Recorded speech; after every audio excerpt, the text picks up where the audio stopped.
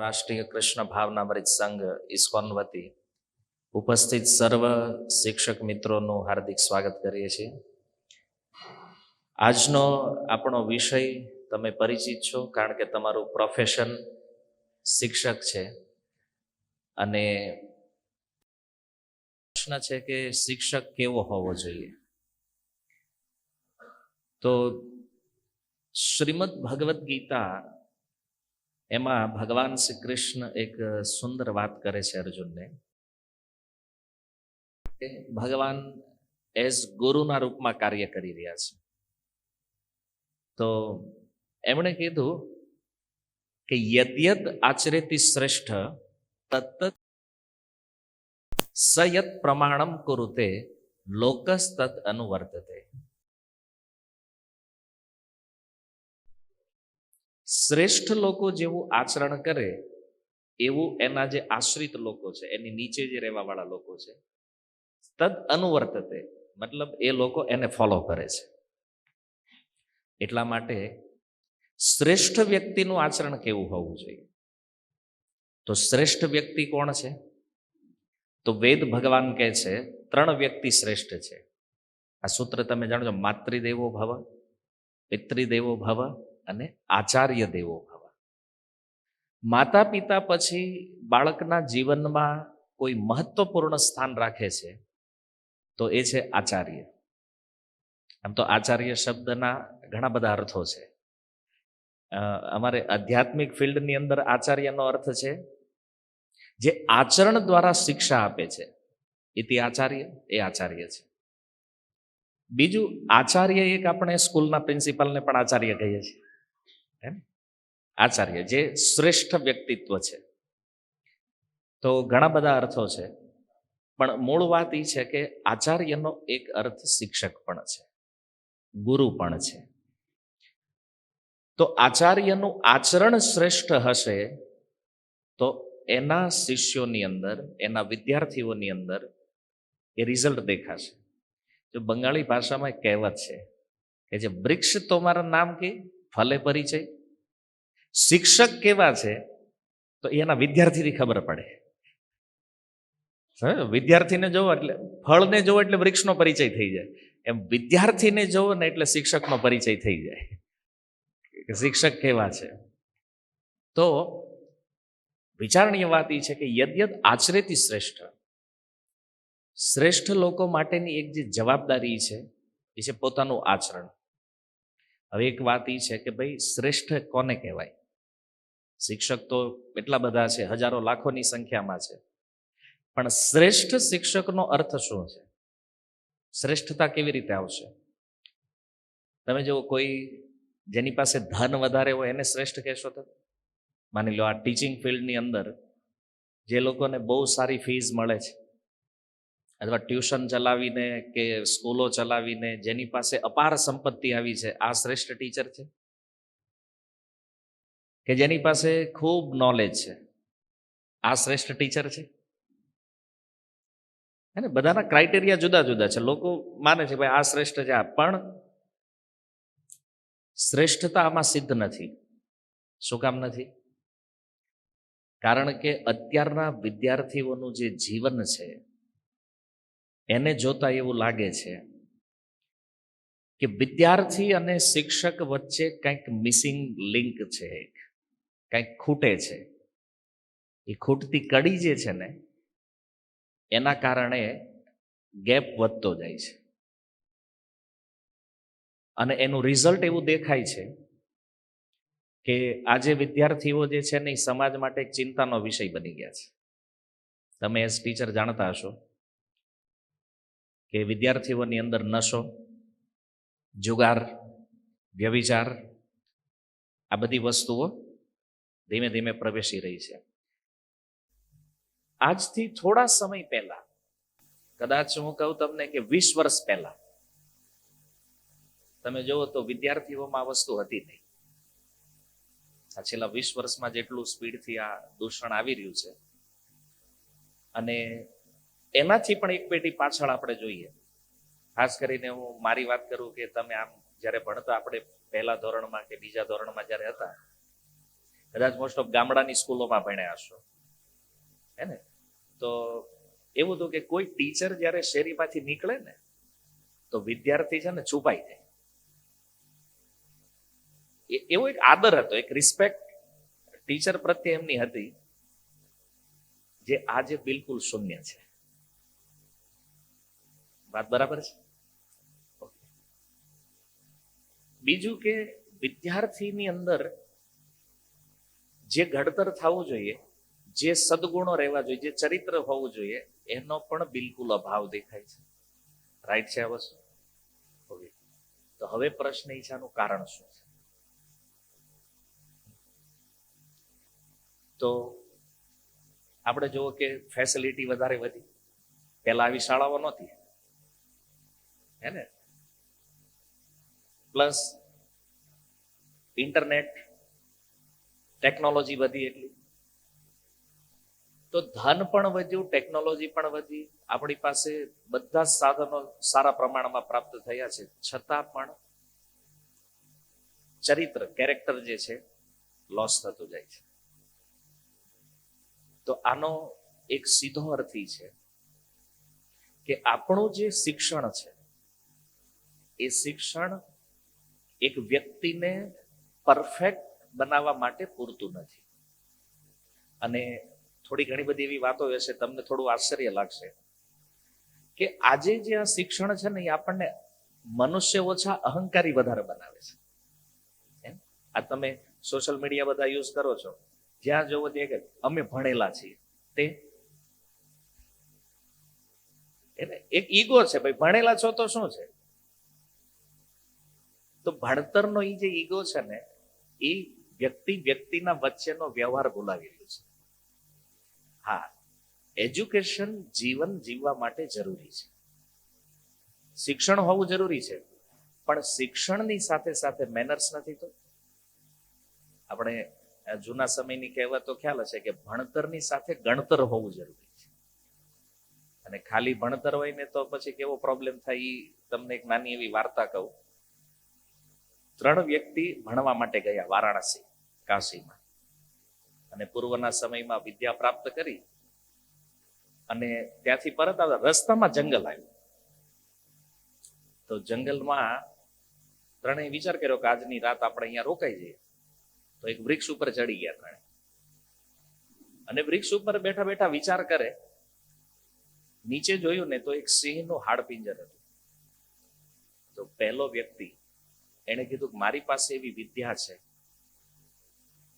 કે આ જે હડ્ડીઓ થોડી ઘણી છે, હું મારી વિદ્યાથી આને એક પરફેક્ટ કંકાલ બનાવી શકું છું. ભલે એની હડ્ડી ક્યાંય પણ ખોવાઈ ગઈ હોય, મારી પાસે એવી વિદ્યા છે. ભલે કીધું ટ્રાય કરો, બનાવ્યું. બીજો વ્યક્તિ જે એને કીધું કે હું આને શરીર બનાવી શકું, આની અંદર લોહી, માંસ, મજ્જા, કફ, વાત, પિત્ત બધી ધાતુઓ ચામડીથી મટી અને જેવો એ હતો ને સિંહ એવો બનાવી દો. પેલા બે કીધું કાંઈ વાંધો નહીં, આ વિદ્યા પણ જોઈ લઈએ આપણે, બતાવી. અને ત્રીજો વ્યક્તિ હતો, એને કીધું હું આને જીવિત કરી શકું છું. પછી એને જીવિત કર્યો, પછી એ ત્રણેય જીવિત ન રહ્યા. તો વિદ્યા છે, પણ એનો ઉપયોગ ક્યાં થવો જોઈએ, આનું પણ નોલેજ હોવું જરૂરી છે. ભલે આ એક જૂના સમયની વાર્તા છે, પણ એનું પ્રેક્ટિકલ રિએક્શન હું તમને બતાવું. આજે માની લો કોઈ વ્યક્તિ ભણી ગણીને ડોક્ટર બની ગયો છે, બરાબર?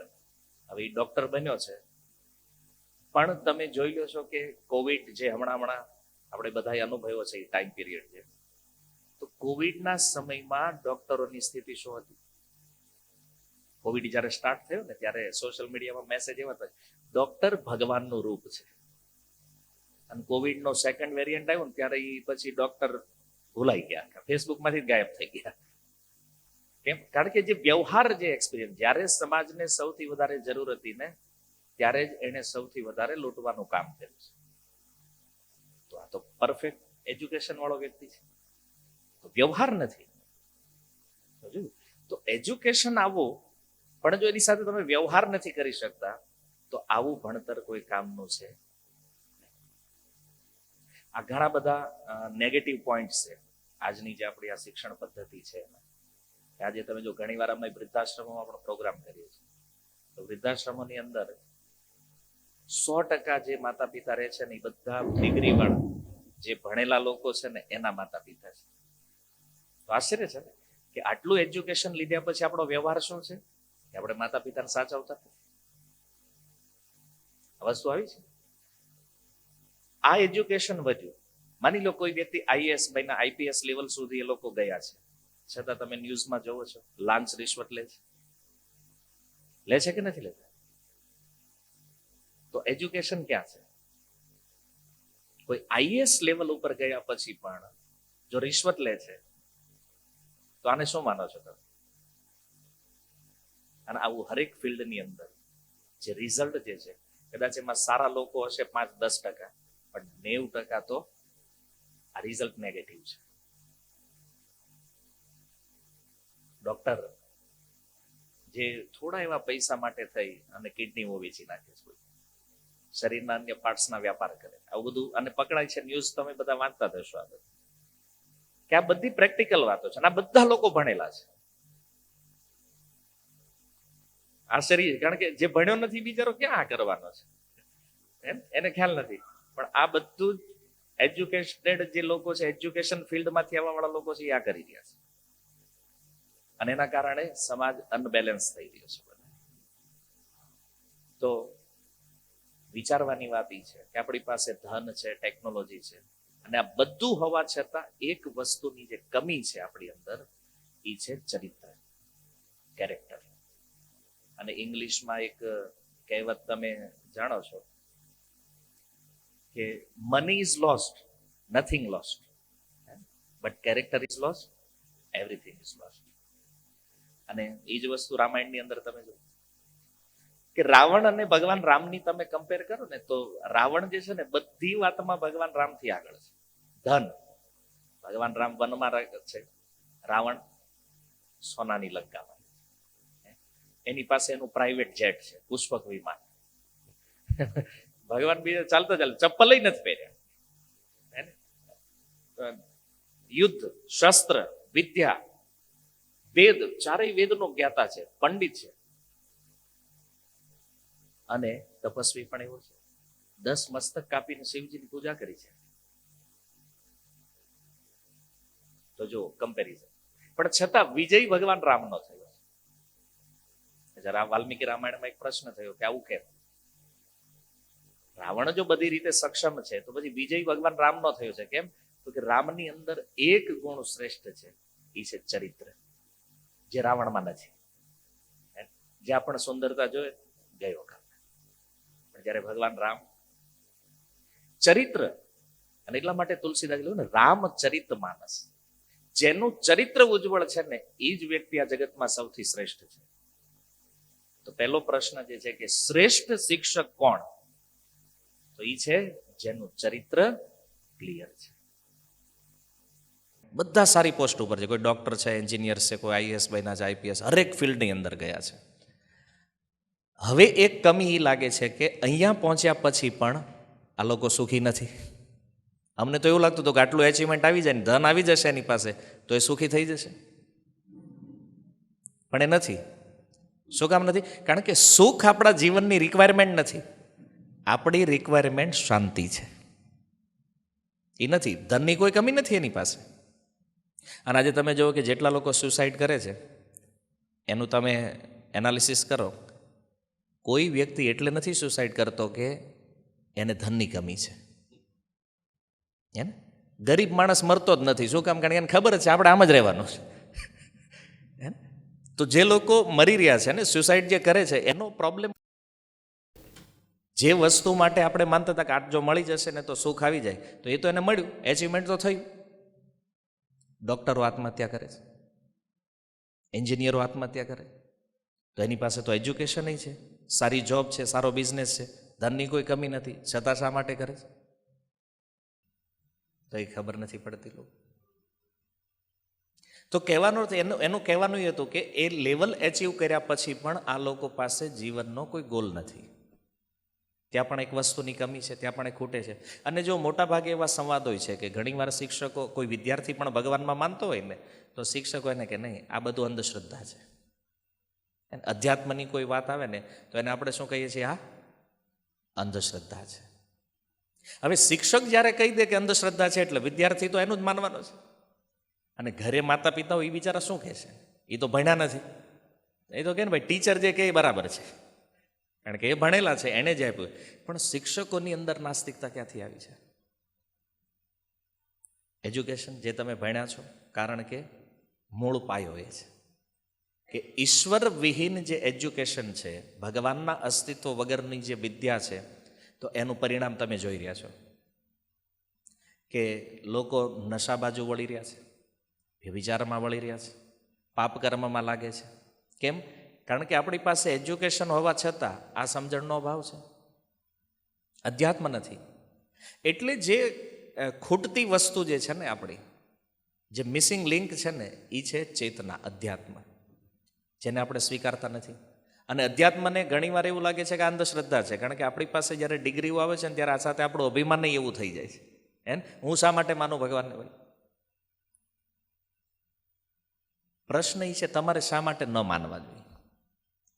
અને જો એકવાર ઘણા બધા સાયન્ટિસ્ટ ભેગા થયા અને એ લોકો વિચાર કરતા હતા કે આ વિશ્વ બન્યું કેવી રીતે. તો વિચાર કરતા કરતા અમુક સાયન્ટિસ્ટો એણે કીધું કે નહીં, એક ધમાકો થયો ને એમાંથી આ બધું સર્જન થયું છે, બિગ બેંગ થિયરી. એની ઉપર ડિસ્કશન ચાલ્યું અને ન્યૂટનને આ વાત મગજમાં ઉતરી નહીં. ન્યૂટને કીધું જો આવી રીતે થાય નહીં, કારણ કે વૈજ્ઞાનિકો નાસ્તિક હોય ને તો ઘણા આસ્તિક પણ હતા. તો ન્યૂટનને આ વાત પણ કોઈ માનવા તૈયાર, કારણ કે બહુમતી. પછી તો પાસ થઈ ગયું કે ભાઈ એક ધમાકો થયો અને વિશ્વનું સર્જન થયું છે. એક દિવસ ન્યૂટન એના મિત્રને ઘરે બોલાવ્યો ને તો એણે એક સુંદર મોડલ બનાવ્યું હતું, ગેલેક્સીનું એક નાનું એવું મોડલ બનાવીને ખૂણામાં રાખ્યું. તો એના મિત્રએ પૂછ્યું કે આ મોડલ બહુ સારું છે, કેવી રીતે બનાવ્યું, કોણે બનાવ્યું? કોઈએ નહીં, એક તો હું રાત્રે સૂતો તો એક ધમાકો થયો, સવારે જોયું તો મોડલ રેડી. તો એના મિત્રએ કીધું કે તું બેવકૂફ મારે છે મને, ધમાકો થાય અને આવી રીતે કોઈ મોડલ, કે તમારું આખું બ્રહ્માંડ ધમાકાથી બની જાય તો આવું નાનું એવું ન બને.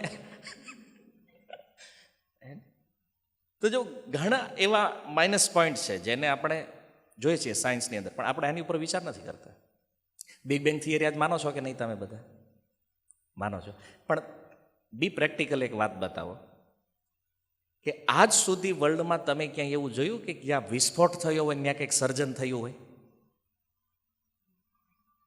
વિચારો, કોઈ ઘટના માઇન્ડમાં આવે છે કે જ્યાં ધમાકો થયો અને કંઈક બની ગયું? તમને એવા ન્યૂઝ મળે કે ક્યાંક વિસ્ફોટ થયો છે એટલે પહેલું શું મનમાં આવે છે? ક્યાંક વિનાશ થયો છે, હે ને? ઓકે, આ એક થિયરી. બીજી થિયરી આપણી વડે મનુષ્ય ક્યાંથી આવ્યા છે?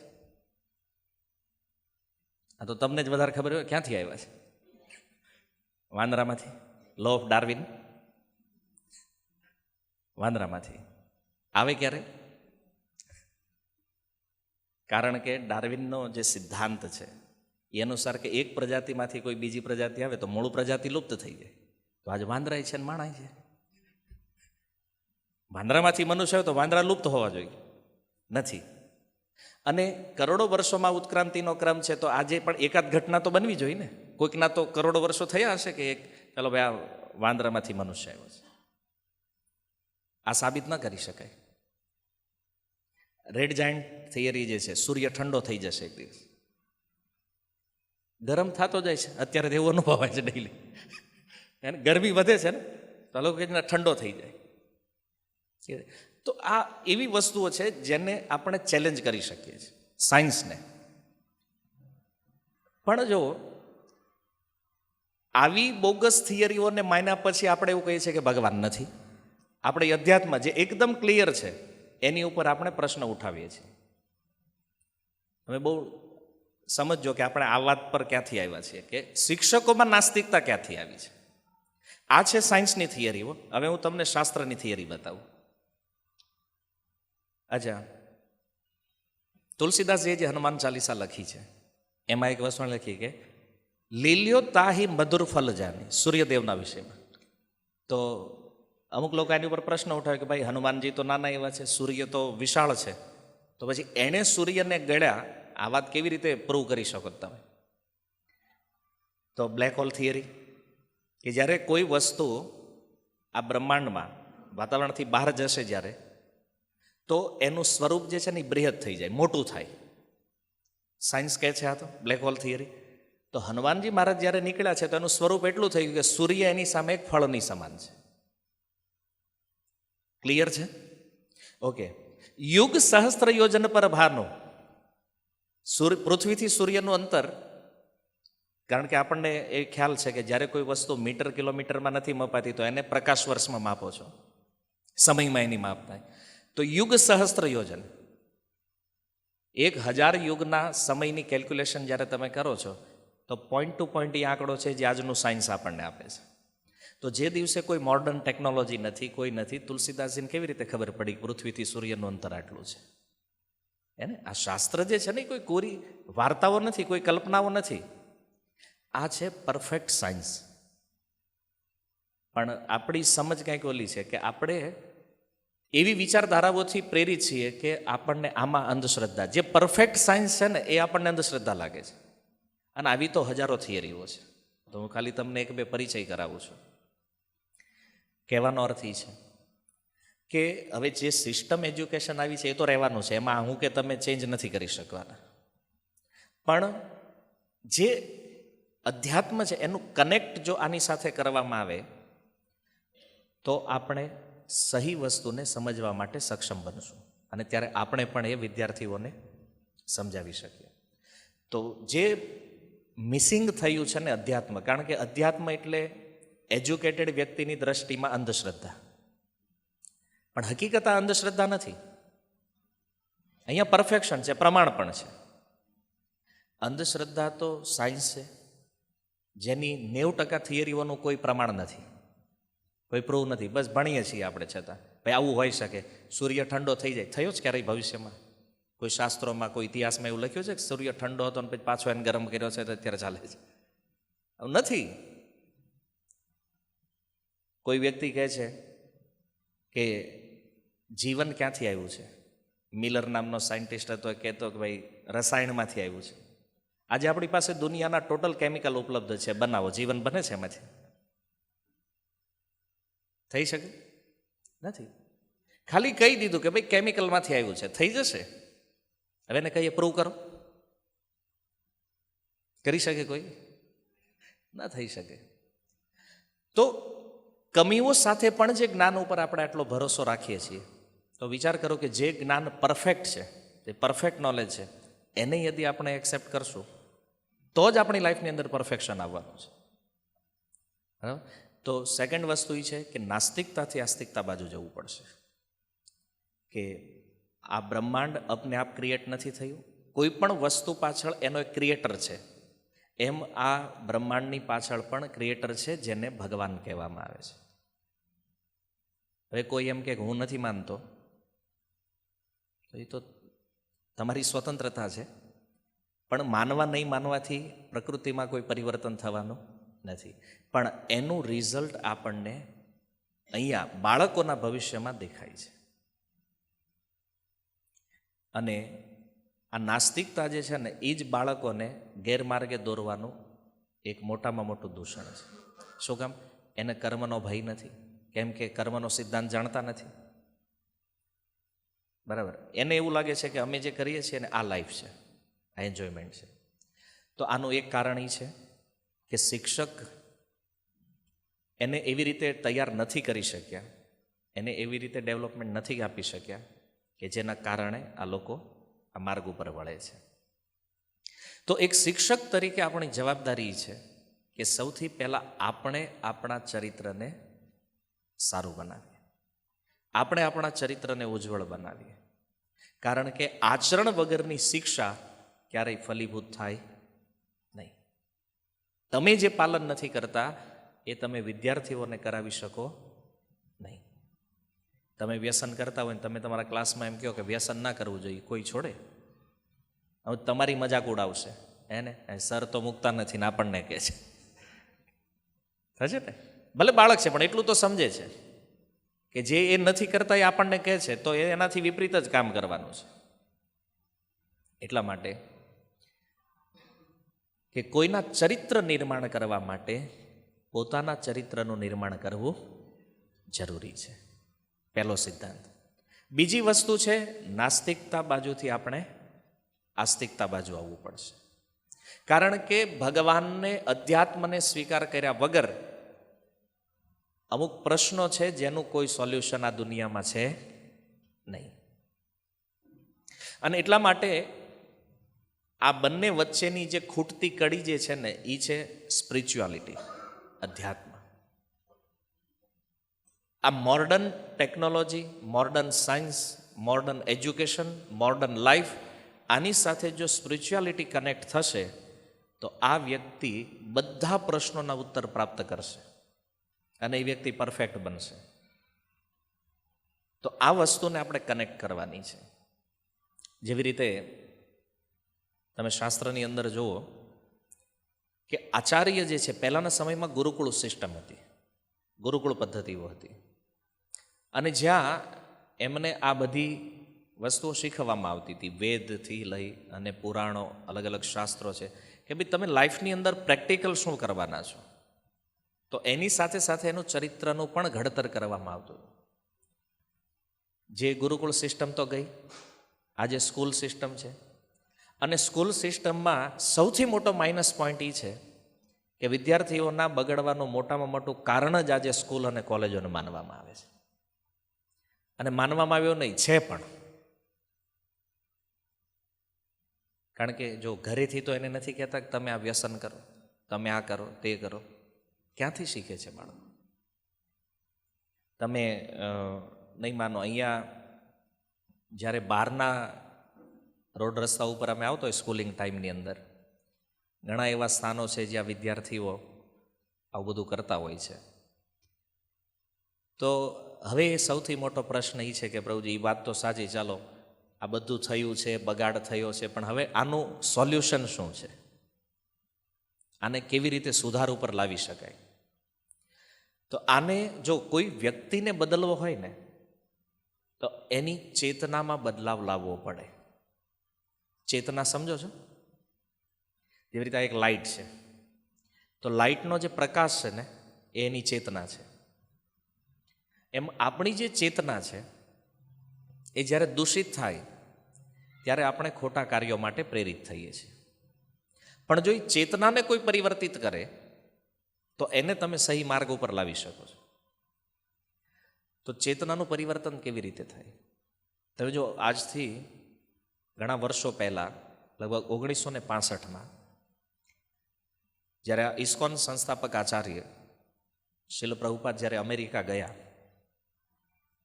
તો અમેરિકાની અંદર એક આંદોલન ચાલતું હતું. ત્યારે અમેરિકાની અંદર 15 વર્ષથી લઈ અને 30 વર્ષ સુધીના જે બાળકો હતા એ લોકોએ એક આંદોલન કર્યું કે અમારે આનંદ જોઈએ, સુખ જોઈએ છે. તો એના ફેમિલીએ કીધું, ભાઈ પૈસા છે આપણી પાસે, આ ડોલરો, ઘર ભર્યા છે ડોલરોના, વાપરો, મજા કરો. બોલે નહીં, આ તો અમે બહુ કરી લીધું બધું. રિયલ હેપીનેસ એ આમાં નથી. આટલું એ બાળકોને ખબર પડી અને હજારોની સંખ્યામાં બાળકો રસ્તા ઉપર નીકળી ગયા બધા. અમેરિકાની ગવર્મેન્ટ ટેન્શનમાં, અને પાછા કેવી રીતે વાળવા? કારણ કે એણે તો એના રીતે ઘણા બધા પ્રયાસો કરી જોયા, સેમિનારો ને આ ને તેને, ઘણી બધી વસ્તુઓ થઈ, પણ રિઝલ્ટ કાંઈ નીકળ્યું નહીં. હવે એકાદ બે બાળક હોય, 20-25 હોય તો બરાબર છે, હજારોની સંખ્યામાં આ લોકો ઘરે, અને શું કરે? નશો કરે. હવે કોઈએ પૂછ્યું એને કે ભાઈ તમે નશો શા માટે કરો છો? તો કે અમે નશો કરીએ ને તો અમને એવું લાગે છે કે અમે આધ્યાત્મિક આનંદમાં છીએ. કારણ કે નશો કરે ત્યારે વ્યક્તિ પોતાને ભૂલી જાય અને એ આનંદ એને સારો લાગવા માટે. અને એટલા માટે એ લોકો એ સમયમાં 65ની વાત છે, LSD નામનું ડ્રગ્સ લેતા. LSD ઇન્ડિયામાં હમણાં આવ્યું છે. LSD એવું ડ્રગ્સ છે, મગના દાણા જેટલી એની ટેબ્લેટ આવે. એક ટેબ્લેટ છે ને 1000 સિગરેટનો નશો આપે. LSD ડ્રગ્સ 65માં આ બધા બાળકો લેતા, અને તમે સાંભળ્યું છે એને હિપ્પી કહેવામાં આવતા અમેરિકામાં એ સમય. હવે ગવર્મેન્ટ ચિંતામાં છે આને પાછા કેવી રીતે વાળવા, કારણ કે આ નશામાં બગડી ગયા છે. માતા પિતા ચિંતામાં, ત્યાં બાળકોનું ભવિષ્ય શું થશે. એ સમયે પ્રભુપાદજી ત્યાં ગયા અને ન્યુયોર્કની અંદર ટોમ્કિન્સ સ્ક્વેર પાર્ક છે, એક ઝાડ નીચે બેઠા અને ત્યાં એમણે કીર્તન શરૂ કર્યું. એટલા હિપ્પીઓ 10-12 છોકરાઓ આવ્યા અને એ સ્વામીજી સાથે કીર્તન કરવાનું શરૂ કર્યું એમણે. એને મજા આવી. પછી પ્રભુપાદજીએ શું કર્યું, એક દુકાન ભાડે રાખી ત્યાં 26 એવન્યુમાં એક દુકાન ભાડે રાખી અને એમાં એમણે બોર્ડ લગાવ્યું કે ભાઈ અહીંયા હું ભગવદ્ ગીતા ઉપર પ્રવચન થશે અને તમે આવી શકો છો ત્યાં. અને ધીમે ધીમે આ બધા હિપ્પીઓ, પહેલા શ્રોતા કોણ હતા, આ હિપ્પીઓ બધા ત્યાં આવવા લાગ્યા. અને એમાંથી જેમ જેમ સુધાર થતો ગયો જે લોકોનો, ભક્ત બનતા ગયા, એટલે જે LSD બનાવવાવાળા જે બે વ્યક્તિ હતા એને ખબર પડી કે ભારતથી કોઈ સ્વામીજી આવ્યા છે અને આ LSD વાળાનો નશો છોડાવી દે છે, આપણી દુકાન બંધ કરશે એ ગયા. એટલે એ બે ભાઈઓ પ્રવચનમાં આવ્યા એટલે આમ આખો હોલ ભરેલો તો ગેટ ઉપર ઊભા રહ્યા. અને પ્રભુપાદજીની એક સિસ્ટમ હતી કે જ્યારે ક્લાસ પૂરો થાય ને એટલે એ પૂછે કે કોઈ પ્રશ્ન છે, તો પેલા બે ભાઈઓ ઊભા હતા, એણે કીધું અમારો પ્રશ્ન છે સ્વામીજી. પ્રભુપાદજી, તમે LSD લીધું જ ક્યારે? પ્રભુપાદજીને પૂછ્યું. પ્રભુપાદજી કે મેં તો ચાય નથી પીધી ક્યારે. તો તમને કેમ ખબર કે અમારા LSD નો નશો વધારે સારો છે કે તમારા મહામંત્રનો નશો વધારે સારો છે? એટલે એને એમ કે સ્વામીજી પકડાણા છે બરાબર પ્રશ્નમાં. હે ને, પણ પ્રભુપાદ તો પ્રભુપાદ હતા. એણે કીધું મેં નથી લીધું પણ મારા શિષ્યોએ લીધું છે. આ લોકો લેતા હતા પહેલાં અને હવે બંધ કર્યા હતા, એનો એક્સપિરિયન્સ લઈએ આપણે. તો હયગ્રીવ મહારાજ એમના શિષ્ય ત્યાં બેઠા હતા. પ્રભુપાદજીએ કીધું હયગ્રીવ આનો ઉત્તર આપો તમે. તો એણે કીધું કે અમે જ્યારે LSD લેતા હતા ત્યારે અમને એવું હતું કે અમે આધ્યાત્મિક આનંદમાં બહુ ઉપર ને ઉપર જઈએ છીએ, પણ જ્યારે નશો ઉતરે ને એટલે વળી પાછા હતા ત્યાં ત્યાં. અને જો વ્યસનમાં આવું જ હોય, માની લો તમારે કોઈને 50 લાખ આપવાના છે અને પછી તમે દારૂ પી જાઓ એટલે તમે ભૂલી જાઓ આપણે આપવાના છે, બરાબર? એટલે લોકો નશો એટલે કરે ને, આપણે જો ટેન્શનમાં માણસ નશો શું કામ કરે? કારણ કે ભૂલવા માટે. પણ આ કેટલી મોટી મૂર્ખતા છે. હવે તમારે 50 કોઈને આપવાના છે ને તમે નશો કર્યો એટલે એ તો ભૂલી ગયા મારે આપવાના છે, પણ નશો ઉતર્યો ત્યારે પાછા એ જ પોઈન્ટ ઉપર આવશો તમે કે હા આપવાના તો બાકી છે હજી, પાછો બીજી વાર પીશે ભૂલવા માટે. અને નશો એના માટે થઈ રહ્યો છે. પણ હવે વિચાર એ કરવાનો છે કે આ નશો તો ઉતરે છે, ઉતરે એટલે ફરી પાછો કરવો પડે. તો હયગ્રીવ મહારાજ કહે છે કે આ હરે કૃષ્ણ મહામંત્રનો એવો નશો છે કે એકવાર ચડે પછી ક્યારેય ઉતરતો નથી. એકવાર તમે ઉપર ગયા પછી નીચે આવવાનું જ નથી આમાં ક્યારેય. અને એટલા માટે અમે LSD છોડ્યું છે અને હરે કૃષ્ણ મહામંત્ર પકડ્યો છે. અને આ સંવાદ બીજા દિવસે ન્યુયોર્ક ટાઈમ્સની અંદર છપાણો કે ભારતથી આવેલા સ્વામીજીનું કહેવું છે કે હંમેશા માટે ઉચ્ચ સ્તર ઉપર રહ્યો, ફરી પાછું ક્યારેય નીચે આવવાનું જ નહીં. અને આનાથી એટલું મોટું પરિવર્તન થયું અમેરિકાની અંદર કે હજારો લાખોની સંખ્યામાં જે હિપ્પીઓ હતા એ બધા ડ્રગ્સની લતમાંથી બહાર નીકળ્યા અને એ હિપ્પી બધા હેપી બની ગયા સ્પિરિચ્યુઆલિટીના કારણે. તો કહેવાનો અર્થ એ છે કે કોઈ પણ વ્યક્તિ જે નશો કરે છે એને તમે ડાયરેક્ટ જેને એમ કહી દો કે આ બંધ કરી દો, એ નહીં કરે. એની ચેતના બદલાવવા માટે, હવે કોઈને આપણે કહીએ કે તમે આ નશો બંધ કરો, માની લો તમે ચા પીવો છો અને હું તમને એમ કહું ભાઈ તમારે ચા નથી પીવાની, તો એવી રીતે તો બંધ થવાનું નથી. હા, એની ઈચ્છા પણ હોય કે મારે બંધ કરી દેવું છે, પણ પ્રોબ્લેમ ક્યાં આવે કે તમે ચા તો છોડાવી દીધી પણ એની જગ્યા પૂરવા માટે કંઈક આપવું પડશે ને બીજું. તો નશા મુક્તિ જે અભિયાનો ચાલે છે એ બધા શું કરે છે? હાથમાં પાણી લેવડાવે, સંકલ્પ લેવડાવે, નિયમો લેવડાવે કે ભાઈ વ્યસન છોડો. વ્યસન તો છોડી દીધું પણ એ ખાલી જગ્યા પડી એનું હું એને કેવી રીતે પૂરશો તમે? તો ભાગવદ્ ગીતાની અંદર ભગવાન કહે રસો વર્જમ રસોપ્યસ્ય પરમ દ્રષ્ટવાની વર્તતે. કોઈ નીચેના ટેસ્ટને તમારે બદલાવો છે ને તો એનાથી એને તમારે હાયર ટેસ્ટ આપવો પડશે. હે ને, તમારે ચા છોડાવી છે ને તો પછી એને સ્ટ્રોબેરી જ્યુસ આપો. સમજ, એનાથી બેટર વસ્તુ આપશો તો નીચેની વસ્તુ જશે, તો વ્યક્તિ હંમેશા માટે પરિવર્તિત થશે. પણ આજે આપણે વ્યસન તો છોડાવી દઈએ છીએ, પણ વ્યસનની એ ખાલી જગ્યા પૂરતા, કારણ કે આપણને ખબર નથી કે એ ખાલી જગ્યામાં શું મૂકવાનું છે. એ છે સ્પિરિચ્યુઅલ વસ્તુ. જ્યારે કોઈ સ્પિરિચ્યુઅલ વસ્તુ તમે ત્યાં મૂકશો તો એનું પરિણામ એ આવવાનું છે કે એ વ્યક્તિમાં પરિવર્તન થશે. આજે જો આ વિષય બધી જગ્યાએ છે કે વ્યસન બાળકો કરી રહ્યા છે. 8મા ધોરણથી લઈ અને 12મા ધોરણ સુધીના વિદ્યાર્થીઓમાં આ સૌથી વધારે દૂષણ આવ્યું છે અત્યારે. અને પ્રયાસ બધા એ કરે છે કે હાલો આને છોડાવી દઈએ. આવી રીતે નહીં થાય, એનો ટેસ્ટ બદલાવવો પડશે. કારણ કે કોઈ નશો કરે છે ને તો એમાં એને એક રસ મળે છે, એટલે તો એ કરે છે નશો. નહીંતર વિચાર કરો, પેલું તમાકુ કોઈ ખાતા હોય, બિચારા પેકેટ ઉપર સરકાર લખીને આપે છે કે આ ખાવાથી કેન્સર થાય છે. પણ સરકાર એ મૂર્ખ છે, એ જઈ કહું તમને, લખીને આપે છે કે આ ખાવાથી કેન્સર થાય તો એને બંધ ન કરાવી શકે? જે સરકાર વેચવાની પરમિશન આપે છે એ પાછી સૂચના આપે છે. હમણાં ગઈકાલના ન્યૂઝમાં તમે જોયું હશે, વેસોની અંદર એક વ્યક્તિ સિગરેટ વેચતો હતો અને એમાં લખ્યું નહોતું કે ભાઈ આ પીવાથી કેન્સર થાય, તો એને દંડ આપ્યો બિચારા. હવે મને આશ્ચર્ય થયું વાંચીને કે ભાઈ કદાચ એણે લખી નાખ્યું હોત પેકેટ ઉપર તો પેલો બચી જવાનો હતો. જો સરકારની મૂર્ખતા જુઓ તમે, જે વસ્તુ લોકોની પ્રેરિત કરે છે કે ભાઈ ફોટા છાપો કે આનાથી કેન્સર થાય, પણ વેચવાનું બંધ કરાવી દો ને, તમારા હાથમાં તો પાવર છે. નથી કરાવતા. અને પછી એ સરકાર કહે છે કે વિદ્યાર્થીઓને વ્યસનથી દૂર રાખો. કેવી રીતે રહેશે? તો સૌથી પહેલો ફોલ્ટ સરકારમાં. શું કામ? કારણ કે સરકાર સૌથી મોટી નાસ્તિક છે. એનાથી સેકન્ડ સ્ટેપ ઉપર આવે છે શિક્ષક. તો શિક્ષકોમાં પણ જ્યાં સુધી પોતાના આચરણમાં અભાવ છે ત્યાં સુધી વિદ્યાર્થીમાં આવવાનો નથી. અને બીજું કે કદાચ સારા શિક્ષકો પણ એને ખબર નથી આને કેમ બહાર કાઢવા. એ કદાચ ચાલો ક્લાસની અંદર ડર બતાવે, તમે એને મારો, પણ બહાર તમે હરેક સમય તો એની સાથે નથી. બરાબર? તો ચેતનામાં જો પરિવર્તન થશે તો ભલે એ વિદ્યાર્થી તમારી સાથે નહીં હોય છતાં એ વિદ્યાર્થી એના આચરણમાં સ્થિર રહેશે. તો આ ચેતનાનું પરિવર્તન જે છે ને એ શિક્ષકના હાથમાં છે. બરાબર? તમારે એનું વ્યસન છોડાવવું છે ને તો સામે એવી વસ્તુ આપવી પડશે જે એના કરતાં બેટર હોય.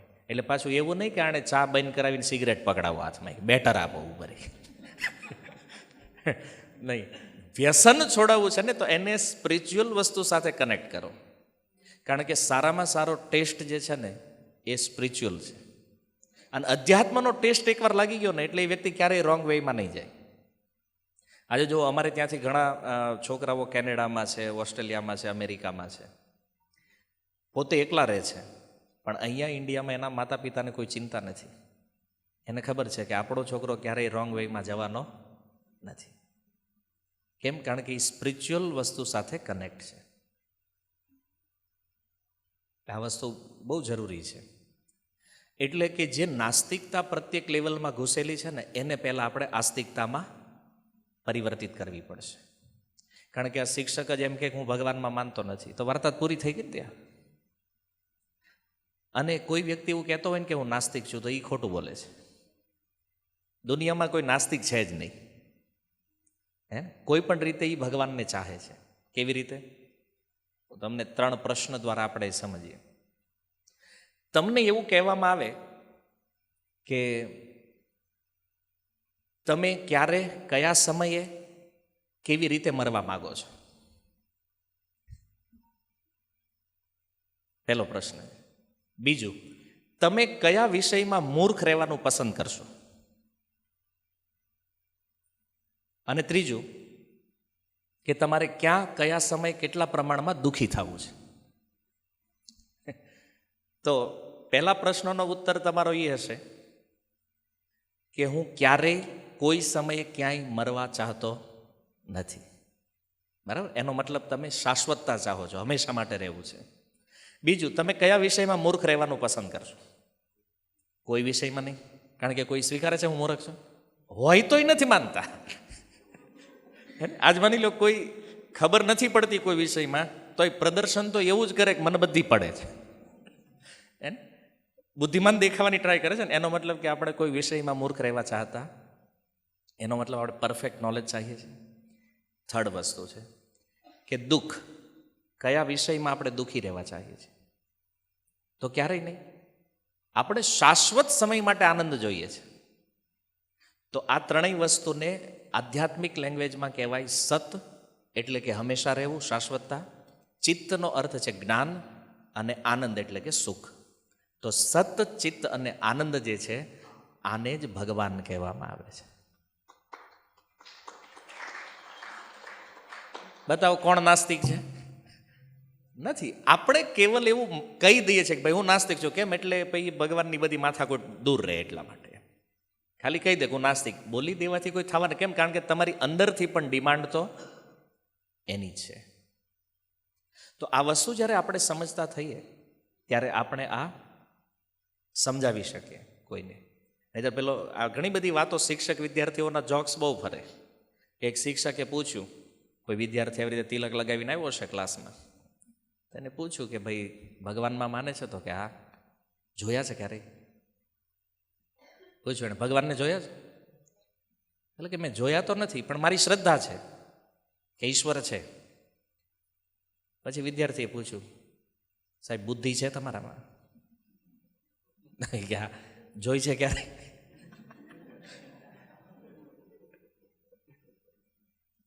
તો હરેક વસ્તુ જેને આપણે જોઈ છે એ જ સત્ય છે જરૂરી નથી. પહેલી વસ્તુ જે આપણે એજ્યુકેશનથી એક શીખ્યા હોય ને કે ભાઈ જેટલું જોઈએ છીએ એટલું જ માનવાનું, બરાબર? તો હવે હું તમને એમ કહું કે આ દુનિયામાં ઘણા બધા કન્ટ્રી છે. એમાં ફિજી નામનો એક દેશ છે આફ્રિકામાં. ગયા છો કોઈ આમાંથી તમે? ફિજી નથી ગયા, બરાબર? એનો મતલબ ફિજી નથી. શું કહો છો? છે ને? આપણે ભલે નથી ગયા, પણ એનો અર્થ એવો નથી કે એનું અસ્તિત્વ નથી. તો ઘણી બધી વસ્તુ એવી છે જે આપણે નથી જોઈ, એનો મતલબ એવો નથી કે એનું અસ્તિત્વ નથી. તો જ્ઞાન જે છે ને, નોલેજ, એના પણ ઘણા બધા લેવલ છે, ઘણા બધા પ્રમાણો છે જ્ઞાનને સ્વીકાર. એક છે પ્રત્યક્ષ, અનુમાન અને શબ્દ.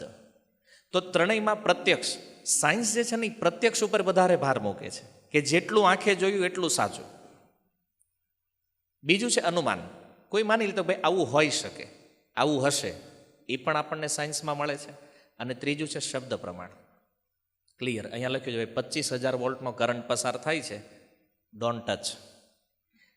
પછી ન્યા કે ના, અનુભવ વગેરે માન્ય નહીં, તો અડો. હે ને? ત્યાં તમારે લખેલું જ માનવું પડે. હે ને? આ છે શબ્દ પ્રમાણ. માની લો કોઈ બોટલ રાખી છે અને એમાં લખ્યું છે પોઈઝન, આ ઝેર છે. તમે કે હું નથી માનતો, પી લો. અનુભવ કરો, પ્રેક્ટિકલ. હરેક જગ્યાએ અનુભવ કામ નહીં લાગે. શબ્દ પ્રમાણ જે છે ને એ ઓથેન્ટિક પ્રમાણ છે જ્ઞાન માટે, નોલેજ. અને જેટલું પણ આ વેદશાસ્ત્ર જે છે ને એ શબ્દ પ્રમાણ છે. આના સિવાયનું જેટલું પણ છે, કારણ કે અનુમાન અને પ્રત્યક્ષ ક્યારેક સાચું હોય પણ ન પણ હોઈ શકે.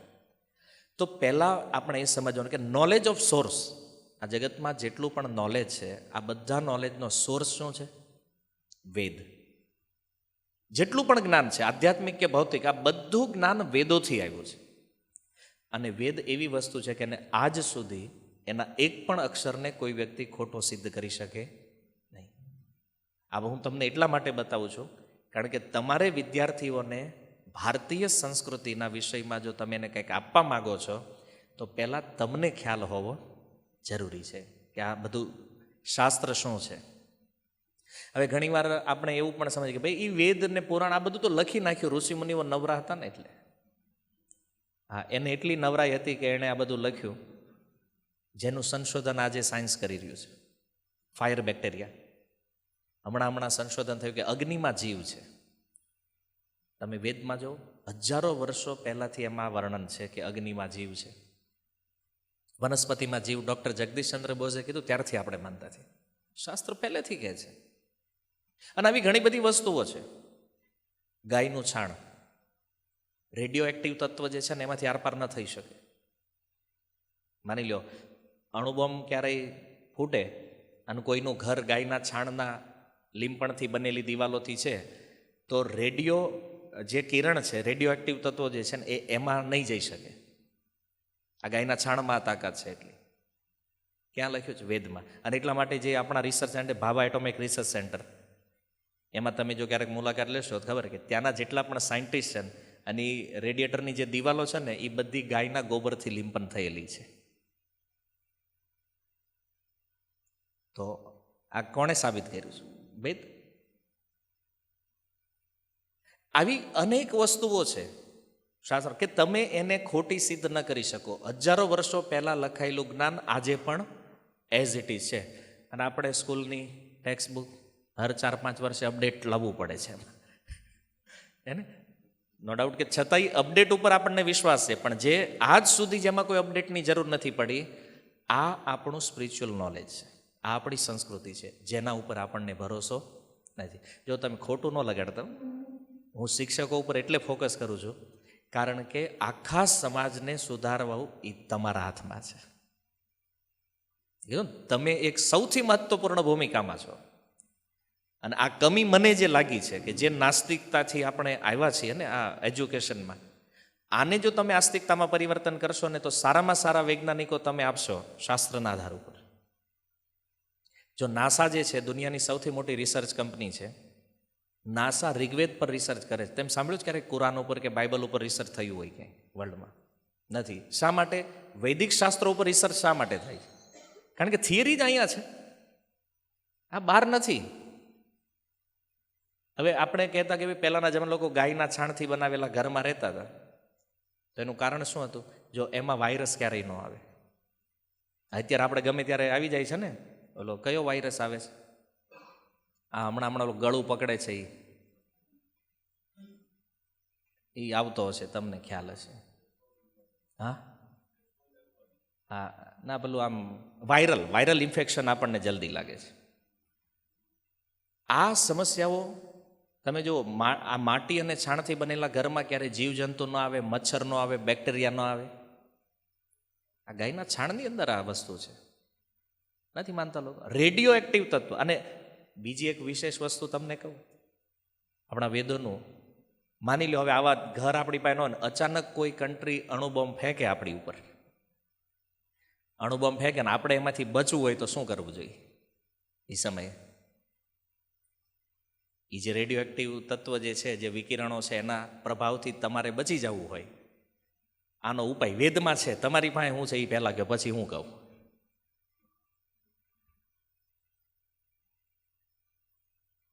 નથી જાણતા ને આપણે? નહીં. વેદ કહે છે કે કોઈ પણ આ જે વિકિરણોની અસર જે છે ને એ ભૂમિથી 18 ઇંચ ઉપર હોય. કેટલું? 18 ઇંચ. ક્યારેય પણ અણુબોમ્બ ફૂટે એટલે જમીન ઉપર ઊંધા સૂઈ જવાનું, એટલે એ રેડિયો એક્ટિવ તત્વ તમારી ઉપર અસર, તમને ટચ જ ન કરે. 18 ઇંચ સુધી જમીનથી ઉપર રહેશે. આ પૃથ્વીની એક ક્ષમતા છે ભૂમિમાં કે કોઈ પણ વિકિરણ એનાથી 18 ઇંચના ગેપ ઉપર રહેશે. એ ભૂમિને ક્યારેય ટચ ન કરી શકે. ઊંધા સૂઈ જાઓ તમે, બચી જશો એનાથી. તો ફિલ્મોમાં જોતા હશો, ગમે ત્યારે બોમ્બ વિસ્ફોટ હુઈ જાય લોકો. સમજાયું?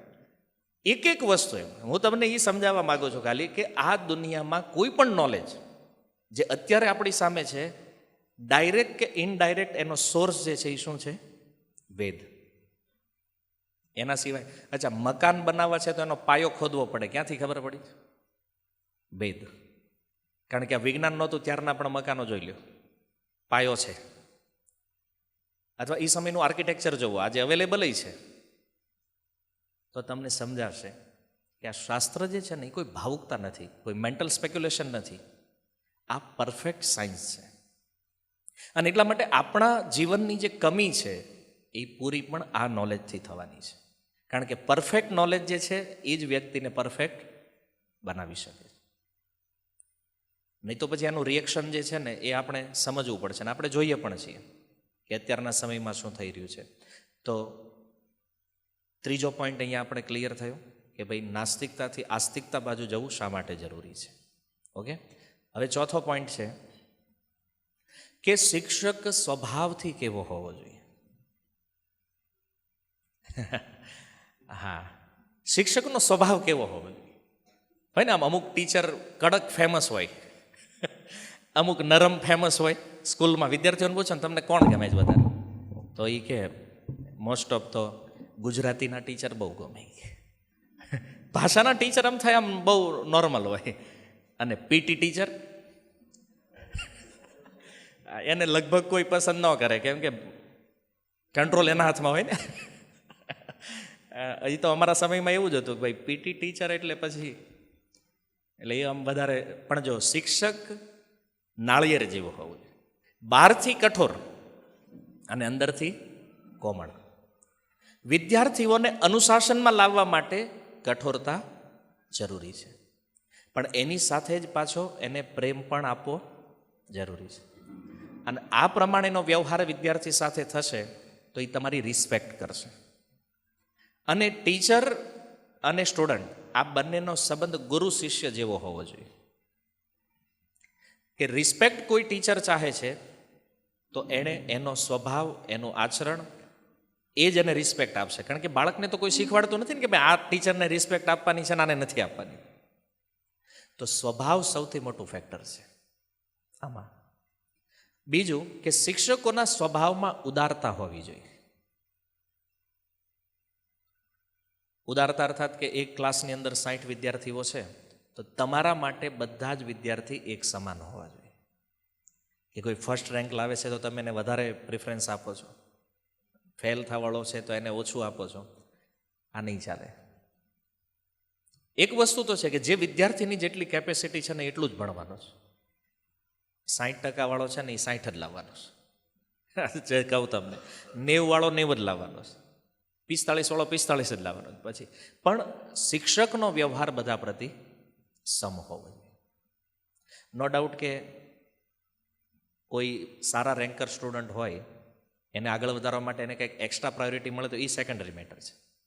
પણ વ્યવહારિક દ્રષ્ટિમાં બધા વિદ્યાર્થીઓ સમાન હોવા જોઈએ. જેવી રીતે દ્રોણાચાર્યનું એક ચરિત્ર શિક્ષકના રૂપમાં તમે જુઓ તો બિચારા બહુ કલંકિત માણસ. આજે એકલવ્યને લઈને એની ઉપર એટલા બધા આક્ષેપ લાગ્યા છે, પણ રિયાલિટી આપણે નથી જાણતા એ વસ્તુ. ભાગવદ્ ગીતાના પ્રારંભમાં પહેલા અધ્યાયનો 3જો શ્લોક દુર્યોધન દ્રોણાચાર્યને કહે છે, પશ્યેતામ પાંડુપુત્રાણામ આચાર્ય મહતિમ છું વ્યુઢામ દ્રુપદ પુત્રેણ તવ શિષ્યેણ ધીમતા. કહે છે, હે આચાર્ય જુઓ, તમારો જે શિષ્ય છે દ્રુપદ પુત્રેણ, એનું નામ ધૃષ્ટદ્યુમ્ન છે, નામ ન લીધું, શું કીધું? દ્રુપદ પુત્રેણ, દ્રુપદનો જે પુત્ર છે, તવ શિષ્યેણ, તમારો ચેલો છે, ધીમતા, તોય બુદ્ધિશાળી છે તમારી કરતા. શું કામ? કારણ એ હતું કે આ ધૃષ્ટદ્યુમ્ન જે છે એ દ્રુપદનો પુત્ર છે, અગ્નિથી પ્રગટ થયો છે. હવે એનું પ્રાગટ્ય શું કામ થયું છે? તો દ્રોણાચાર્યએ પાંડવોનો સહારો લઈ અને દ્રુપદને બંદી બનાવ્યા છે. હવે એ અપમાનનો બદલો લેવા માટે દ્રુપદે યજ્ઞ કર્યો, યજ્ઞમાંથી આ ધૃષ્ટદ્યુમ્નને પ્રગટ કર્યો, દ્રોણને મારે એવો પુત્ર ઉત્પન્ન થાય, ના તો ઉત્પન્ન થઈ ગયો. હવે એ યજ્ઞમાં દ્રોણાચાર્ય પણ આવ્યા છે. જ્યારે એ પુત્ર ઉત્પન્ન થાય તો દ્રોણાચાર્યને સાથે લેતા, અસ્ત્ર શસ્ત્ર વિદ્યા હું શીખવાડીશ. દ્રોણાચાર્ય જાણે છે કે મારા મૃત્યુનું કારણ છે આ બાળક, છતાં કોઈ પક્ષપાત રાખ્યા વગર દ્રોણાચાર્યને વિદ્યા આપી. બીજી બાજુ એક શિષ્ય એકલવ્ય પણ થયો, આવ્યો. સૌથી પહેલો કોન્સેપ્ટ ક્લિયર એ કરો કે એકલવ્ય કોઈ નીચી જાતિનો વ્યક્તિ નથી. જરાસંઘ નામનો રાજા મગધનો, એનો સેનાપતિ હિરણ્યધનુ, અને હિરણ્યધનુનો પુત્ર એકલવ્ય છે મહાભારત અનુસાર. પણ એ પહેલેથી જ દુષ્ટ પ્રકૃતિનો હતો અને એને ખબર હતી કે આને જો વિદ્યા પ્રાપ્ત કરાવશો ને તો આ અધર્મ માટે એનો પ્રયોગ કરવાનો છે, દુર્યોધનના પક્ષમાં રહેશે. જે અધર્મી રાજો, કારણ કે જરાસંઘની ટીમનો મેમ્બર છે. હવે વિચાર કરો, આતંકવાદીઓને અણુબોમ્બ બનાવતા શીખવાડાય? સીધી ભાષામાં કહું તમને, આ બધી કથામાં થોડુંક તમને કન્ફ્યુઝન લાગે. આતંકવાદીને અણુબોમ્બ બનાવતા શીખવાડો શું કરે? અને આજે હાથ લાગી ગયા છે, ખતરો ઊભો છે કે નહીં હંમેશા માટે? તો જો શસ્ત્ર જેને આપવામાં આવે ને એને શાસ્ત્રનું પણ જ્ઞાન હોવું જોઈએ કે ક્યાં ચલાવવા, કેવી રીતે. આજે અમેરિકાની સ્કૂલોની આજે કાલે મને અમેરિકાથી એક કપલ મળવા આવ્યું હતું અને એણે મને એ કીધું કે પ્રભુજીની આ સ્થિતિ એટલી ભયાનક છે, સ્કૂલોની અંદર પોલીસ રાખવી પડે છે, હરેક સ્કૂલની અંદર પોલીસ. કેમ? કારણ કે ક્યારે કોણ ગન કાઢે, ભડાકા કરે, કાંઈ નક્કી નહીં ભાઈ. અને પોલીસ પાછું વિદ્યાર્થીને કાંઈ કહી ન હોય કે એને કહેવું હોય તો એ વિદ્યાર્થીની પરમિશન લેવાની, ભાઈ તને એરેસ્ટ કરવું. કાનૂન જોવો તમે, કાયદા એવા છે. આ દશા છે ત્યાં. અને ન્યૂઝમાં પણ તમે વારંવાર જોશો ભાઈ સ્કૂલોની અંદર ગોળીબાર થયો, 20 વિદ્યાર્થીઓ મરી ગયા, 25 વિદ્યાર્થીઓ મરી ગયા. તમે શસ્ત્ર તો આપ્યા છે પણ શાસ્ત્ર નથી, મતલબ એને ક્યાં ચલાવવું, કેવી રીતે ચલાવવું, આની જો શિક્ષા નથી તો દશા પરિણામ જોઈ લો તમે. સમજ? તો આ એકલવ્યનો કેસ આવો હતો. અને એટલા માટે જ્યારે દ્રોણાચાર્ય પાસે આવે છે તો દ્રોણાચાર્ય એમને કીધું કે તને તો હું વિદ્યા નહીં ભણાવી શકું. અને પછી એણે ગુરુની મૂર્તિ બનાવીને અભ્યાસ કર્યો ને એનાથી. હવે એક દિવસ જ્યારે દ્રોણાચાર્ય ત્યાં ગયા તો એણે જોયું કે આ એકલવ્ય વિદ્યા તો એણે પ્રાપ્ત કરી છે. તો વિદ્યા પ્રાપ્ત કરી છે તો ગુરુ દક્ષિણાના રૂપમાં એણે અંગૂઠો માગી લીધો એનો. અહીંયા બધાને પ્રોબ્લેમ છે કે ભાઈ અર્જુનથી શ્રેષ્ઠ ન થઈ જાય ને, એટલે દ્રોણાચાર્યએ અરે ભાઈ ગુરુ છે, એકલવ્યને જો બનાવી શકતા હોય તો અર્જુનને ન બનાવી શકે. એની પાસે તો સામર્થ્ય છે ને, કોને ક્યાં સુધી લઈ જવાનું. એ મૂળ વાત એ છે, બે કારણ છે. એક તો એકલવ્યને આપેલી વિદ્યા એનો પરફેક્ટ દુરુપયોગ થવાનો છે, પહેલેથી જાણે છે, એ દુરુપયોગ કરવાનો છે. કારણ કે જરાસંઘનો સેનાપતિ બનવાનો હતો આગળ જતા એના પિતા પછી.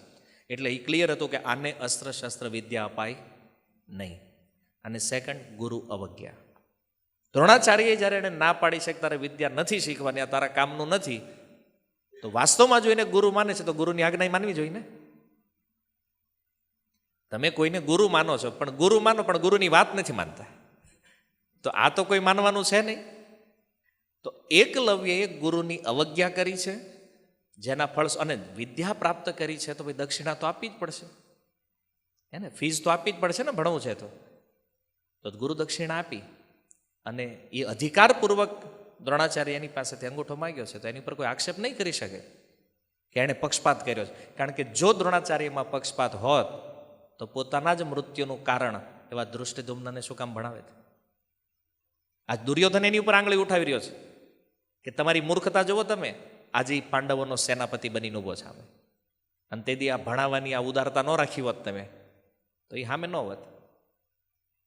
પણ દ્રોણાચાર્ય એ પણ જાણે છે ભલે મારા મૃત્યુનું કારણ છે પણ ધર્મની સ્થાપના માટે આ દૃષ્ટધુમ્નનો પ્રયોગ થવાનો છે, આ ધર્મના પક્ષમાં રહેવાનો છે. અને એટલા માટે દ્રોણાચાર્યને વિદ્યા આપી છે. ભલે એના મૃત્યુનું કારણ છે છતાં પણ એમાં એણે કોઈ પક્ષપાત રાખ્યો નથી. આ ઉદારતા છે. અને એટલા માટે વ્યાસ ભગવાન આચાર્ય શબ્દ પ્રયોગ કરે છે. દુર્યોધન સંબોધન શું આપે છે એને? આચાર્ય. તો શિક્ષકની અંદર ઉદારતા એવી હોવી જોઈએ કે જેનાથી શ્રેષ્ઠથી શ્રેષ્ઠ બાળકોને તૈયાર કરી શકે. અને એની અંદર એ પણ સમજ હોવી જોઈએ કે કોને શું આપવું જોઈએ અને કોને શું ના આપવું જોઈએ. કારણ કે અયોગ્ય વ્યક્તિના હાથમાં કોઈ વસ્તુ જાય ને તો એ સારી હોય તો એ ખરાબ થઈ જાય. શાસ્ત્રોમાં એક ઉદાહરણ છે કે સ્વાતિ નક્ષત્રમાં જે વરસાદ આવે છે ને, એ વરસાદના બુંદ જો છીપમાં પડે તો મોતી બને અને સાપના મુખમાં પડે તો ઝેર. એમ વસ્તુ ખરાબ નથી, ઉપયોગિતા સિદ્ધાંત છે. આજે આપણે કહીએ છીએ કે મોબાઈલ આવવાથી વિદ્યાર્થીઓ બગડી ગયા, ખોટું. ઇન્ટરનેટ આવવાથી બગડ્યા છે, ખોટું છે. આપણે એને સમજાવી નથી શક્યા, આપણે એનું ચરિત્ર, એના મનને સંયમિત નથી કરી શક્યા. એટલા માટે હવે માની લો મોબાઈલ છે તો મોબાઈલ કહે છે કે ભાઈ મને ખોલો, ઉઠાવો, યુટ્યુબ ખોલો અને આમાં ફિલ્મ ચાલુ કરો. ફોન કે છે આ તો જડ વસ્તુ છે. મોબાઈલ નથી કહેતો તમારે શું જોવાનું છે. તમે તમારા મન, તમારી ચેતના જે છે ને એ તમે એમાં જોશો. અને હું ઘણીવાર કહું છું કથાઓમાં કે તમારે કોઈ વ્યક્તિને જો સમજવું હોય ને આનું વ્યક્તિત્વ કેવું, એનો મોબાઈલ જોઈ લો એટલે ખબર પડી જાય. સમજ કે આનું મેન્ટલ લેવલ કેવું છે. કારણ કે એની પોસ્ટ, એના વિચારો જે મનમાં છે ને એ જ એમાં દેખાશે. તમે એનું યુટ્યુબ ખોલો એટલે એ જે વિડીયો એણે જોયા છે એટલે એના સિમિલર વિડીયો તમને એમાં દેખાય. એનું યુટ્યુબ જોઈ એટલે ખબર પડે કે આ મનથી કેટલો પાવરફુલ છે કે ડલ છે. સમજવા? હવે તમે હવે એ વ્યક્તિ જ્યારે બગડે ને ત્યારે આપણે દોષ કોની ઉપર નાખીએ છીએ? મોબાઈલ ઉપર. કે મોબાઈલ આવ્યો ને એટલે બધું બગડી. નહીં, બગાડ પહેલાં પણ હતો, આજે પણ છે, ફ્યુચરમાં પણ રહેશે. પણ આખી વાત તો આપણા મન ઉપર છે કે મનને કેવી રીતે આપણે સંયમિત કરીએ છીએ, મનને કેવું કંટ્રોલ કરીએ છીએ. તો વિચાર એ કરવાનો છે કે વસ્તુ ક્યારેય ખરાબ હોતી નથી. આ માઇક, સ્પીકર, કેમેરા, આ બધી વસ્તુ અહીંયા છે, આનો ઉપયોગ આપણે સારા માટે પણ કરી શકીએ. આ જ વસ્તુ કોઈ ફિલ્મી ગીતો વગાડવા માટે પણ કરી શકે. તો તમે વસ્તુને, કારણ કે આ દુનિયામાં હરેક વસ્તુની એક ઉપયોગિતા છે. તમે વિચારો, દારૂની પણ એક ઉપયોગિતા છે. દારૂ, આલ્કોહોલનો ઉપયોગ દવામાં થાય છે, આપણે પીવામાં કર્યો. તો આમાં દારૂનો તો દોષ નહીં, એણે તો નહોતું કીધું ને કે ભાઈ તમે મને પીવો. ઝેરનો ઉપયોગ ઔષધિમાં થાય, લોકો આત્મહત્યા માટે કરે. તો વિષ આત્મહત્યા માટે નથી બન્યું, આપણે એને બીજી જગ્યાએ લગાડી દીધું છે. તો એક વસ્તુ સમજો કે ઉપયોગિતા સિદ્ધાંત છે, અને બીજું કે આપણે આ સમજાવવાનું છે બાળકોને કે વસ્તુ ખરાબ નથી, તમે એનો ઉપયોગ ક્યાં કરો છો એ વધારે મહત્વપૂર્ણ. અને એ તમારા મન ઉપર ડિપેન્ડ છે કે તમારું મેન્ટલ લેવલ કેવું છે, માનસિક સ્તર પર તમે ક્યાં છો, એના ઉપરથી ખબર પડશે કે તમે શું આપવાના છો આગળ. તો મન જે છે ઇન્દ્રિયોનો રાજા છે, આવું શાસ્ત્ર કહે છે. તો અંતિમ વાત એ છે કે જેણે પોતાના મનને સંયમિત કર્યું છે, આનું જીવન પરફેક્ટ બેલેન્સ હશે. અને આવા વ્યક્તિનું ગાઈડન્સ કોઈ લે છે તો એવા વિદ્યાર્થીનું જીવન પણ બેલેન્સ હશે. તો આ આપણે શીખવાનું છે. યદ્યત આચરેતી શ્રેષ્ઠ, જે શ્રેષ્ઠ આચરણ આપણે કરશું જીવનમાં એ જ આપણે બીજાને કરાવી શકીએ. આ સાર છે ભગવદ્ ગીતામાં. અને ભગવાન પણ આ કહે છે કે જો સુધાર કરવો છે ને તો પહેલાં ઉપરથી સુધરવું પડશે. શિક્ષક સુધરશે તો જ વિદ્યાર્થી સુધરશે. હવે શિક્ષક જ વ્યસનમાં પડ્યા હોય, નશામાં પડ્યા હોય, વ્યભિચારમાં પડ્યા હોય, તો આવા શિક્ષકોથી વિદ્યાર્થી શું પ્રેરણા લેશે? બતાવો. હમણાં એક ન્યૂઝમાં આવ્યું હતું, એક સ્ટુડન્ટ છે, હવે ફી ન ચૂકવી શક્યા બિચારા, તે પહેલાં મેરેજ કરી લીધા એની યારે. આ સત્ય ઘટના છે. તો સમજમાં આવ્યું છે ને મેન્ટાલિટી ક્યાં છે. ભાઈ ફીઝ નથી તો એની યારે વિવાહ કરી લેવા, આ મતલબ આમાં કોઈ નૈતિકતા દેખાય છે? હા, સામાન્ય એક વ્યવહાર સમજો તમે કે આ કેટલી હદે યોગ્ય છે. આવા કિસ્સાઓ જો શિક્ષકોના આચરણમાં દેખાતા હોય તો વિદ્યાર્થીઓની શિક્ષકમાં ગુરુ બુદ્ધિ કેવી રીતે આવશે? એ તમને ગુરુ ક્યારે સ્વીકારે?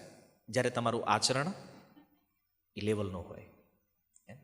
પણ આપણું જ આચરણ જો આટલું ખરાબ હશે, આ બધા એંગલમાં કહું છું તમને, ચાહે વ્યભિચારનો એંગલ હોય, નશાનું હોય, કોઈ વ્યસન, આ બધા એંગલથી જોવું પડશે કે આપણે જો શ્રેષ્ઠ બનશું તો જ આગળવાળા શ્રેષ્ઠ થશે. અને આના માટે જરૂરી છે સ્પિરિચ્યુઅલ પ્લેટફોર્મ. જ્યાં સુધી તમે સ્પિરિચ્યુઅલ પ્લેટફોર્મ પર નહીં આવો ત્યાં સુધી આમાં કોઈ જ બદલાવ થવાનો નથી. આ બધા રોગની એક જ દવા છે, સ્પિરિચ્યુઆલિટી, અધ્યાત્મ. આપણે આનાથી દૂર થઈ ગયા છીએ. આપણને આપણા શાસ્ત્રોમાં શ્રદ્ધા નથી, ભગવાનમાં શ્રદ્ધા નથી, આપણા ઋષિમુનિઓના સંશોધનોમાં શ્રદ્ધા નથી. આપણા ઋષિમુનિઓ કોઈ જંગલમાં ટાઈમપાસ કરવાવાળા લોકો નહોતા. એણે જે પ્રકૃતિનું અધ્યયન કર્યું છે અને જેટલી સૂક્ષ્મતાથી પ્રકૃતિને સમજ્યા છે ને, એનું 0.01% નોલેજ પણ આજે આપણી પાસે નથી. સમજ્યા તમે? અને તો પણ આપણે એને કહીએ છીએ કે એ બધા અંધશ્રદ્ધાળુ છે, આ બધું અંધશ્રદ્ધા છે. સાબિત કરો, શાસ્ત્રો ખુલ્લા છે, ડિબેટ કરો, ચેલેન્જ કરો. આજ સુધી કોઈ ચેલેન્જ શાસ્ત્રને ખોટું સિદ્ધ કરી શક્યા નથી, કારણ કે આ પરફેક્ટ છે. તો પરફેક્શન લાવવા માટે નોલેજ પણ પરફેક્ટ હોવું જોઈએ. એનો અર્થ એવો નથી કે મટીરિયલ એજ્યુકેશનની કોઈ વેલ્યુ નથી. હા, જીવન જીવવા માટે, કારણ કે તમારે જોબ કરવી હોય, નોકરી કરવી છે ક્યાંય, તો તમારે ક્વોલિફિકેશન તો આપવી પડશે ને, ડિગ્રી. હવે તો તમે આ મટીરિયલ એજ્યુકેશનથી જ આપી શકશો. તો એની સાથે આને કનેક્ટ કરવાનું છે. તો આ આપણા લાઈફનો સૌથી બેસ્ટ પાર્ટ બનશે. ઓકે, હવે જો કેવી રીતે કનેક્ટ કરવાનું, શું આપનું પાછું એક ઘણી બધી આની ડિટેલ છે, પણ એ ક્યારેક હવે નેક્સ્ટ સેમિનારમાં ની ચર્ચા કરશું. મેન વસ્તુ એ છે કે હું તમને એટલું કહી શકું કે તમે ભગવદ્ ગીતા રાખો ઘરે. હવે તો કોર્સમાં પણ દાખલ થઈ ચૂકી છે અને બહુ વર્ષો પછી અમારો પ્રયાસ સફળ થયો છે. હા, કારણ કે હું રાહ જોતો હતો કે કોઈક એવો નેતા આવે કે જે આ વાતને સમજે. પણ અત્યારે જે શિક્ષણ મંત્રી છે પ્રફુલ્લભાઈ, મારા મિત્ર છે, તો જ્યારે મંત્રી બન્યા ત્યારે પહેલો પ્રસ્તાવ અમે એને આપ્યો.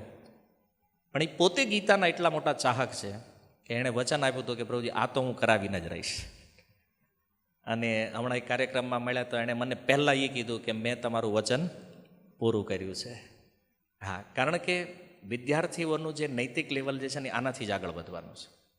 આખું વિશ્વ આને ફોલો કરે છે, તો આપણે કેમ નહીં? આપણું ગ્રંથ છે, આપણું નોલેજ છે. તો આ કોર્સમાં તો આવશે, પણ વધારે જરૂરી છે આપણા જીવનમાં આવે, આચરણમાં આવે. તો આનો આપણને લાભ મળશે આપણા ફેમિલી લેવલ પર પણ, સ્કૂલના લેવલ પર પણ, સમાજના લેવલ પર. કારણ કે જો એક વ્યક્તિ બદલે ને તો પરિવાર બદલે, પરિવાર બદલે તો સમાજ બદલે, અને સમાજથી જ રાષ્ટ્ર બદલે છે. બરાબર?